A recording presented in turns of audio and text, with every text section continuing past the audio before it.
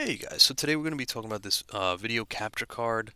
I bought it for $15 and it was just something like entry level. I didn't really know that you really needed something like much more expensive and for the most part you don't, but in this case if you're going to game on it, you do. And it's kind of weird because I actually use this I use this to load up my 360 and my Series X, so you know, for someone that does that and I actually play through my computer, I would not recommend something like this, like a cheaper alternative. I would spend the extra money and get something a little bit nicer. The problem with this is you get a lot of input lag. It does say 1080p. I can't really, it's hard to really test everything out. As far as the input lag, though, there is definitely some input lag, so keep that in mind because when you're pressing the buttons, on the screen, it's going to look a little different. It's just going to take a little longer. You're introducing a little bit of lag by buying a cheaper setup. If you get something a little bit more expensive, you may be better off.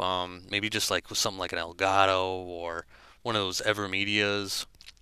You'd definitely be better off. I actually picked up a newer Evermedia that I want to test out. I'll be testing that out. Again, it's hard for me to physically show you what the issue is, but between me like physically clicking the buttons, physically clicking any of the buttons, and when it shows the reaction on the screen, it takes a little while. So that being said, definitely be careful if you do decide to buy something cheap.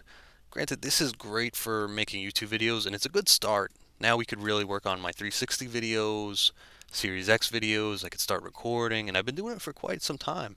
And it's been reliable. It's not like it has any like temperature issues. It's just a matter of me actually playing through it. It's kind of, it can be a little hard because there is a little bit of an input problem. But overall, it's decent for $15. That being said, I would recommend something more expensive. I'm going to be testing out one of the Evermedia, I believe it was called the Duo Streamer, the Streamer Duo. So I'm going to be trying that kit out. It's basically Evermedia, they have the capture card as well as it's their own webcam, their own 1080 webcam, 1080p webcam, and it looks pretty decent. I got it for around $30. I think it normally goes for about 60. So I'll tell you guys how that is. I think just having an like this is unbranded, but having something branded, I might be able to get something a little better.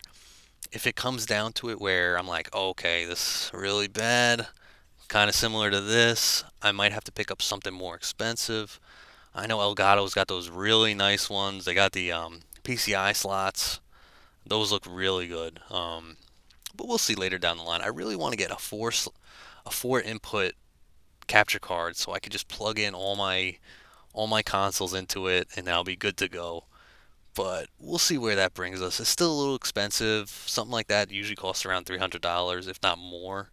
So we'll keep an eye out, and if you guys have any ideas, what would be the best option? For now, I got the Evermedia coming in, but if there's any other specific ideas you could think of, let me know. Again, thanks again everyone for watching. Enjoy the rest of your weekend.